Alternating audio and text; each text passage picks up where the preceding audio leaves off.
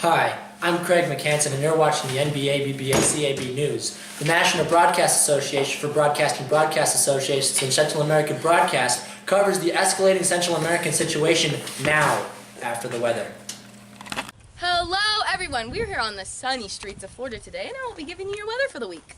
Monday, we have a high of 103 and a brisk low of 32. And on Tuesday, we have a high of 85 and a low of 29. And Wednesday, it's going to be super duper chilly. We're going to have a -5. And then 3 hours later, we should be back up at 75, because I mean, that's normal for Florida. And then Thursday, we're going to have quite a humid day and some tension rising in the air. And then Friday, well, might see some shrapnel in the air because USS Maine might be sinking that day. Hope you enjoyed your weather. Looks like our green screen wasn't working. Oh. Thanks, April. With me here is my co-anchor, Barb McBarbie. Say hello, Barb. Hello, glad to be here, Craig. You know, it's such an honor to be here. Okay, tonight's top story is the increasing tensions in the Spanish-American conflict in Cuba, which started about 18 months ago with the tragic sinking of the prestigious U.S. naval vessel Maine, in which 266 American men lost their lives, eh? Our reporter, Marge McDroptop, will commemorate that story later. The Spanish are still rearing from their losses in Manila Bay, where a U.S. naval fleet led by George Dewey destroyed and captured 10 Spanish vessels. There was only one American casualty for the 381 Spanish casualties. American troops have successfully occupied the capital of Cuba. This was the first major development of the war, and was the beginning of the drive to force Spanish rule out of the region. The story now on the rising tensions in Cuba. We have our on-scene reporter, April McRaindrop, at the Spanish concentration camp Nicolau in Cuba for the live story and interview. April? Thanks, Barb. As a result of the Spaniards taking over the Cuban territory, General Valeriano Weller y Nicolau has to deal with the rebellious Cubans and the overwhelming spirit of the Central American people. About a year and a half ago, General Nicolau initiated the process of confining Cuban Sicilians to locations around the island which are controlled and ran by the Spanish army under his command and authority. The idea of the reconcentration camps was to keep Cubans alive and out of the way until the Spaniards were victorious in the war. So far, approximately 30% of the civilians enlisted in the camps have been perished due to deplorable conditions and terrible malnutrition. I'm currently here with Esteban, Emilio, Ulysses, Enrique, Emmanuel, Eli, Ezekiel, and Menez the 13th, a reconcentration camp prisoner for now 11 months. Esteban? Yes, April. I have the deepest of sympathies regarding your situation. How confident are you in the United States' efforts in this war to help your people? It's good. Glad that we have someone fighting our Spaniard oppressors. Do you believe that you will be able to handle the camp until you're liberated? Hope is the only thing that keeps me going now, April, so... How much food do you eat, and what are your conditions like here in this camp? Well, I am what you call, lucky one. I managed well in the laundry working, but I have had many friends die of hunger and exposure in the outside jobs. I still don't get very much food though. I am very sorry to hear about this. Well, thank you for your time, Esteban, and I hope you make it through the situation safely. Me too. Back to you, Barb. Thanks, April. We sure hope Esteban will be okay.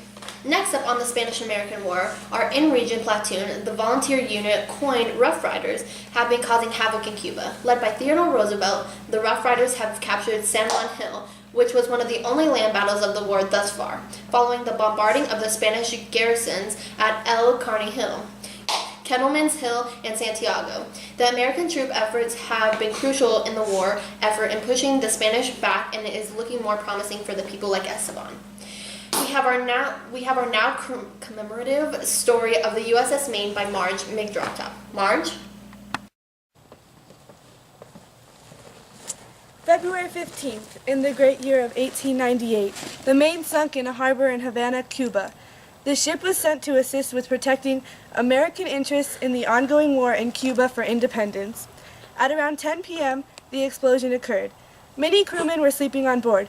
A total of 260 men lost their lives in the immediate explosion, and 6 more have died as a result of injuries. I proceed to carry out a downtown segment of interviews, asking random pedestrians about their opinions on the tragic sinking of the USS Maine. Just don't shake me, okay? How do you feel about the sinking of the USS Maine? That's like I don't know anything about it. I don't care. How do you feel about it? Your emotions. He's shocked. He's shocked. He's very shocked. 266 American men died. What are your thoughts? God, why would this happen? I'm so devastated. Yeah, you want to know who did it? The Spanish. Screw them. Okay, do you have any words on the Spanish-American War? Excuse me, sir. Sir. What? Hi, what's your name? My name? I'm Shmoa from Israel. I've got 17 kids and I only know 3 of them and I smoke a pack a day. Well, do you have any thoughts on the sinking of the USS Maine? The what? The USS Maine. Oh yeah, I know that ship. It sunk. Yeah. What are your thoughts about it? 266 people died. Yeah, it was really sad. It happened a long time ago. Yeah, it was In a like while ago. 1898 or something. I don't know. That's correct. Wow. I really know your information. Okay. Well, bye. Bye. Nice talking to you. Thanks, Marge. On the contrary to the public opinions of the Spanish-American War, our Secretary of State, John Hay, has been quoted calling the conflict a splendid little war. Our reports show that the U.S. troops on the ground in Cuba tend to disagree with the Secretary's views as well, having little training, inadequate equipment, and low provisions. Efforts to improve the soldiers' conditions started when Clara Barton, president of the American Association for Red Cross, arrived in Santiago, observed the deplorable health conditions. The use of what's being called yellow journalism, a new style of reporting where facts are exaggerated to increase interest, certainly has played a part.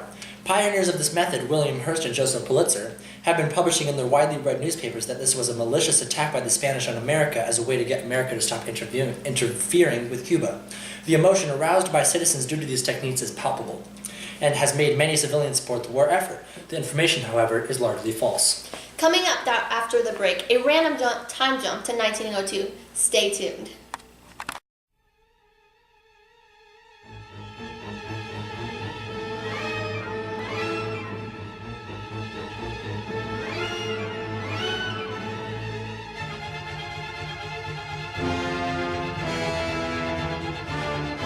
Happened to you? Well, a quick fix to spilled water is the sham holy cow. You open it, just put it on the wet spot, and it soaks right up. Easy. Yes! We get it. Soaked up anything. Hello and welcome back after that 3-year break. While we were away, there have been many further developments in the Spanish-American War. On July 3rd, with increasing pressure from the U.S. military, the Spanish tried to flee the region by breaking through the American naval blockade, but failed in the attempt due to their primitive vessels in comparison to the awesome American ones. Spain lost 474 men and was driven out of the region for good.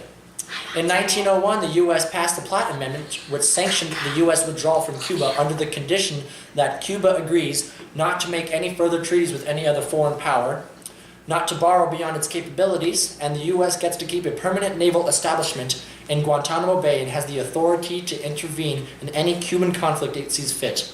The Cuban government had a constitutional convention later that year under the supervision of U.S. troops and accepted the Platt Amendment. Earlier this year, of 1902, the U.S. completed its Cuban withdrawal with the exception of Guantanamo Bay. I'm Craig McHanson with my co-anchor Barb McBarbie and our reporters April McRaindrop and Marge McDroptop.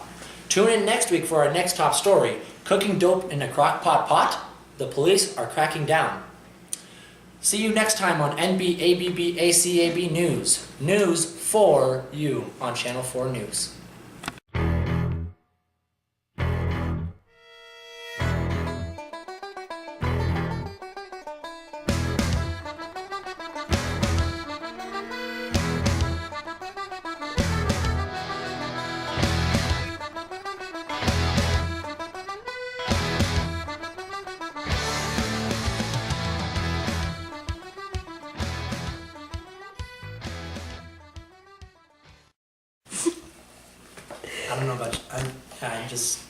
it's getting hot in here. How long does it take you to do this segment? Oh wait, we're live? Yeah. Oh, thank you, April. Oh, okay. Thanks, April. With me here is my co-anchor. It's gonna be golden.